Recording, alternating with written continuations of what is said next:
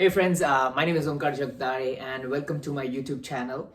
So today I'm going to talk to you about how to stay in America even after your H1B is not accepted for the first 3 attempts. And so really if you don't get accepted with your H1B, you really have very little options if you want to stay in America. So I know a lot of people are choosing to go to Canada, where it's a little bit different process. Maybe I'll make a different video on that because I have a couple of friends who have moved to Canada. But today I'm going to talk to you about how to really stay in America, and because that was what my goal was. I knew I wanted to stay in America. I came here and that was my goal. I came here to stay. I was not leaving no matter what. So, but you want to do it the right way. And what is the right way to do it? So this is what happened with me. I'll give you a little bit background about what I did and what happened to me, so you may be able to relate with my story. So I actually did my undergrad in US. I came in fall of 2011. It took me 5 years to finish my undergrad, and I did my undergrad in civil engineering.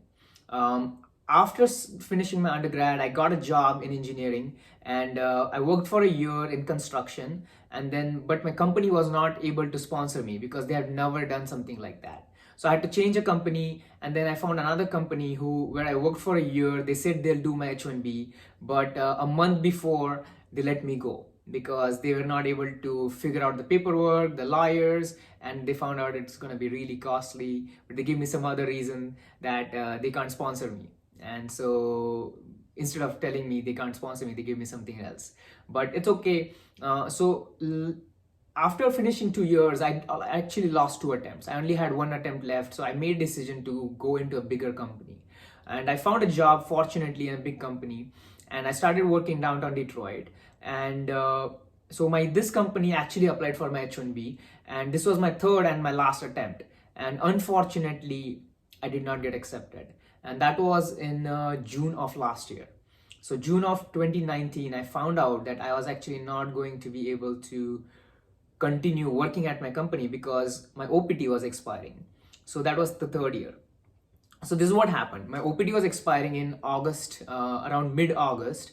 And I wanted to find a way to stay in America and continue working because my case is a little bit different because I'm undergrad, but most people who come to America are actually masters. In my opinion, I think about 80% of people who come to US are actually for masters, and very few people come for undergrad. The numbers are still changing today, but this is what I would suggest, and this is what I did.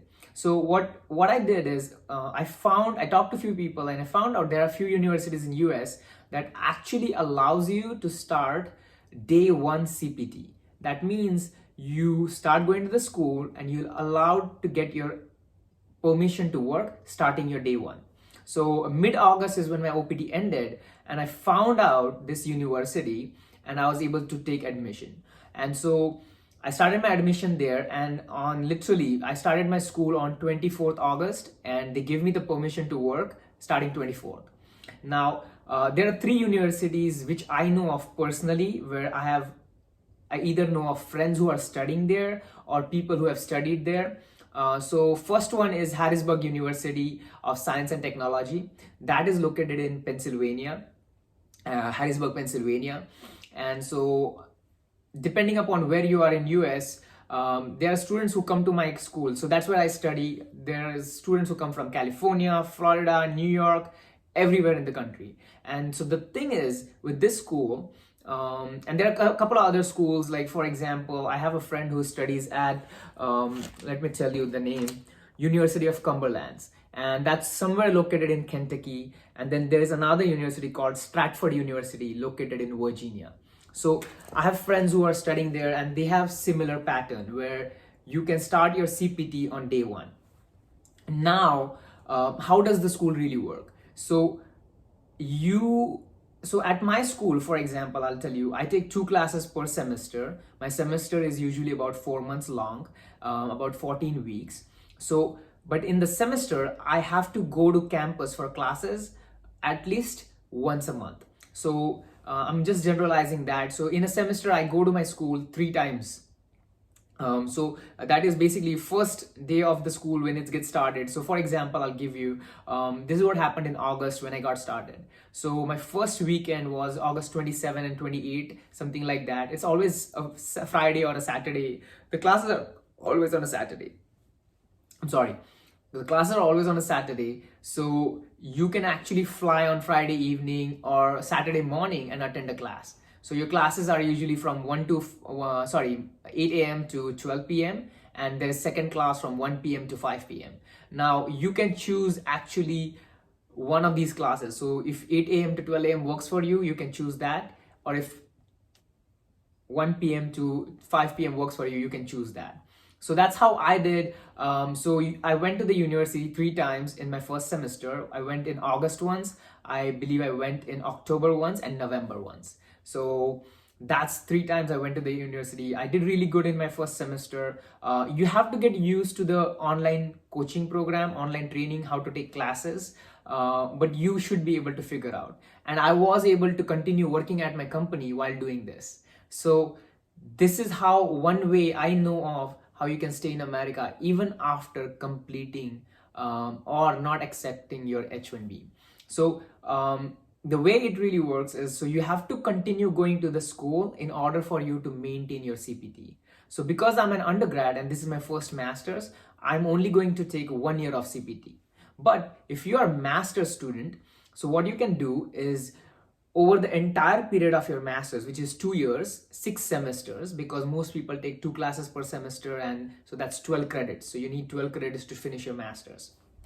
So the one of the best programs I will recommend is Masters of Science in Project Management. So this will give you 2 years of CPT while you're doing your second master's. So with that, what you can do, you get 2 more chances to apply for your H1B. So if your company is willing to support you through this, that is fantastic. That's what my company did. So what happened this year is I continued working with my company through my CPT. I took 1 year of CPT from end of August to 2019 to end of August to 2020.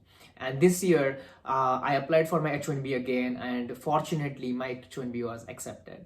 So this was, you can say, my 4th attempt after completing my first degree. But that's how you can actually do for yourself, figure out a way. This is one of the best ways in my opinion, because this allows you to stay in US. This is a legal way. You are studying, you're going on campus classes, and not only that, you're able to go to your work, so you keep making money. Now the cost of education usually comes about 5,000 to 5,500 per semester, and you'll be flying once a month. So I would say maybe $500 of cost per month. But I'm sure if you're working, you will be able to afford that. But if you're not working and you're trying to figure it out, it will be much harder. So I think that's pretty much what I wanted to tell you. And if you have any questions, leave a comment and give a like to the video, and I will appreciate if you can subscribe, because if you like, the YouTube algorithm actually supports this video and shows it to other people also. And I appreciate your time. Thank you for listening to me, and I'll get back to you next time. Bye.